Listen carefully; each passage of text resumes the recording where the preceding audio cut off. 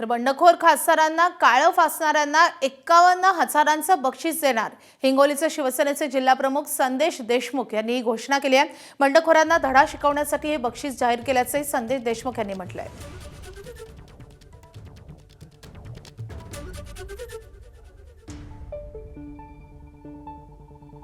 जे कोणी शिवसैनिक या गद्दार खासदाराला काळं फासेल त्याला माझ्या वतीने मी 51,000 रुपयाचं बक्षीस देणार आहे। कारण की या गद्दाराला ही जागा दाखवण्याची वेळ आलेली आहे। निश्चितच सातत्याने गद्दारी करत आहे ते हरामखोर, याला निश्चितच जागा शिवसैनिक दाखवणार आहे।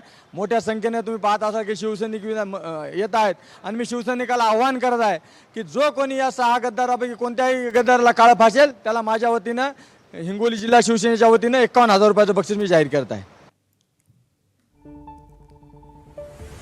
तर हिंगोलीचे शिवसेना जिल्हाप्रमुख संदेश देशमुख यांनी ही घोषणा केलेली आहे।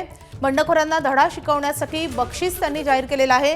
जो कोणी या बंडखोर खासदाराला तोंडाला काळं फासेल त्याला 51,000चं बक्षीस मी देईन असं त्यांनी म्हटलंय। एबीपी माझा, उघडा डोळे बघा नीट।